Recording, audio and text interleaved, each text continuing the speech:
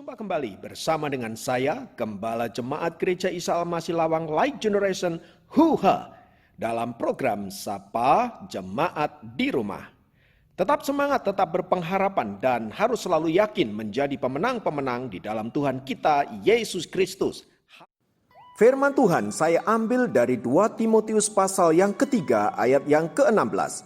Saya ulangi, 2 Timotius pasal yang ketiga ayat yang ke-16 berkata, segala tulisan yang diilhamkan Allah memang bermanfaat untuk mengajar, untuk menyatakan kesalahan, untuk memperbaiki kelakuan, dan untuk mendidik orang dalam kebenaran. Saudaraku yang dikasihi Kristus, saya percaya setiap kita pasti punya Alkitab. Dan kalau Alkitab itu adalah buku yang sangat penting, sangat berarti bagi hidup saudara, pasti saudara akan memperlakukan Alkitab itu dengan istimewa. Pertanyaannya, apa yang sekarang Anda lakukan dengan Alkitab saudara? Berapa banyak kita memperlakukan Alkitab justru seperti buku-buku kuno, buku-buku yang tidak memiliki nilai apa-apa. Kita menaruhnya dengan sembarangan, kita bahkan tidak pernah membuka dan membacanya. Tahukah saudara bahwa firman Tuhan yang ada di dalam Alkitab itu sanggup mengubah hidup kita sedemikian rupa, bahkan sanggup menolong orang untuk senantiasa hidup di dalam kebenaran. Namun sekali lagi, sayangnya kita menganggap Alkitab itu layaknya buku biasa. Saudaraku yang dikasihi Kristus, pernahkah Anda mendengar seorang yang begitu melecehkan Alkitab? Ya, orang itu adalah Thomas Paine. Sebagai seorang imigran datang ke Amerika pada tahun 1787, namanya begitu terkenal setelah dia membuat pamflet cerdas tentang kebebasan. Namun kemudian ia membuat sebuah kesalahan yang sangat fatal. Ia membuat tulisan yang disebut sebagai adikaryanya, yang dia beri judul The Age of Reason.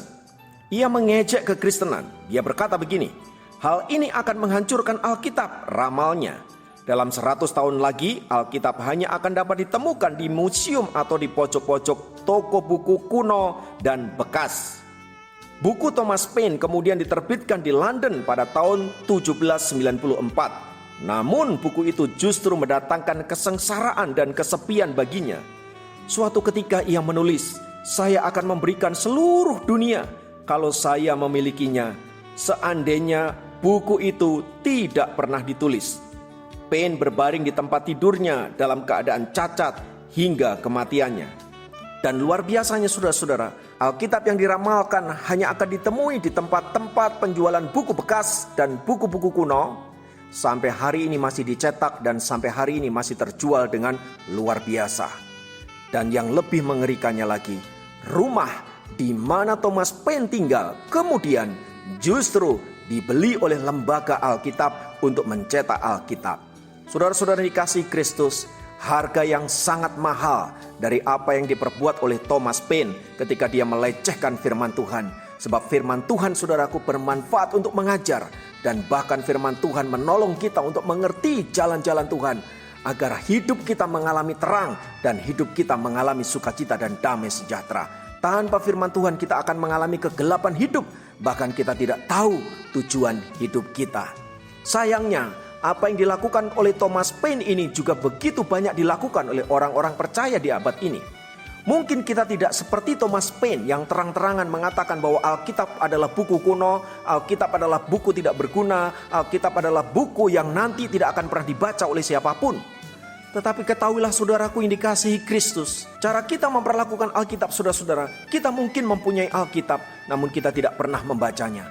Kita hanya menempatkan Alkitab di rak buku yang mungkin sudah bertahun-tahun gak pernah kita baca. Kemudian Alkitab itu menjadi buku yang usang, berdebu, dan tidak berguna sama sekali.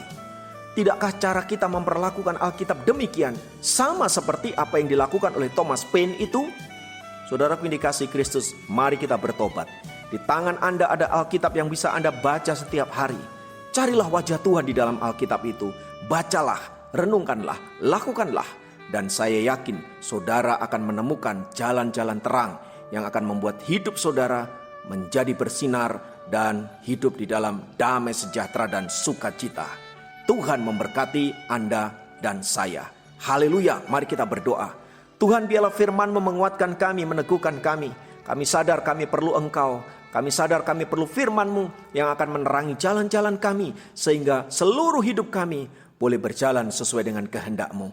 Biarlah firman-Mu tinggal tetap dalam hati dan jiwa kami, dan biarlah kami boleh menjadi orang-orang yang selalu menang, karena Engkau beserta dengan kami. Terpujilah nama Tuhan kekal selama-lamanya. Di dalam nama Yesus kami berdoa, haleluya. Amin. Kali ini dapat memberkati Anda dimanapun berada. Sampai jumpa dalam program Sapa Jemaat yang lain.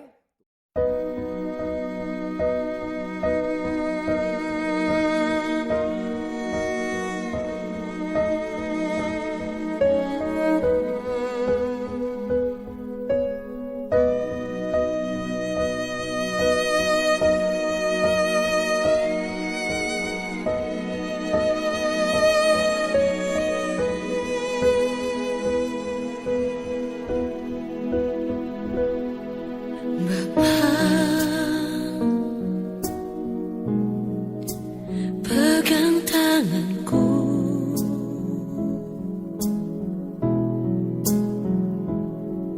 aku rindu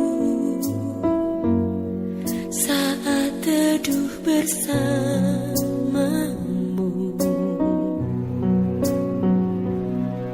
Dekat aku dalam hangat naunganmu, bawa hidupku padamu, masuk dalam altar-Mu yang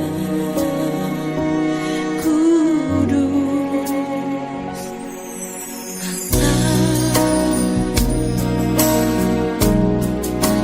Pegang tanganku,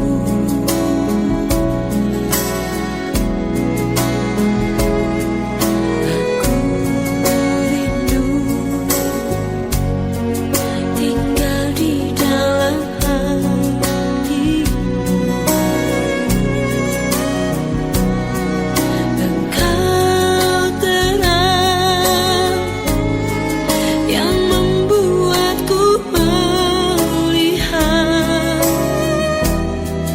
melihat jauh ke dalam kebenaran-Mu, Bapa.